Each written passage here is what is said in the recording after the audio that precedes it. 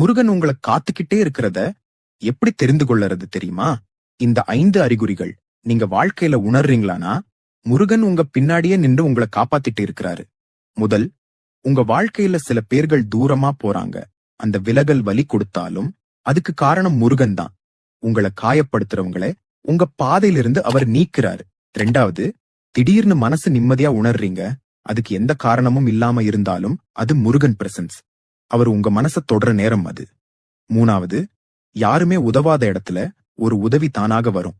அந்த உதவி வர்ற நபர் மிக முக்கியம் இல்ல, அந்த நேரத்துல வர்ற அருள் முக்கியம். 4வது, முன்னாடி பயமா இருந்த விஷயம் இப்போ ஸ்லோலி கான்பிடென்ட்டாக ஹேண்டில் பண்ண முடிகிறது. அது உங்க உள்ளத்துக்கு முருகன் தைரியம் ஊட்டுற நேரம்.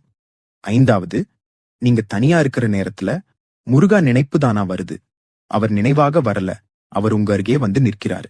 இது 5 அசரீரி அறிகுறிகளும் உங்க வாழ்க்கையில்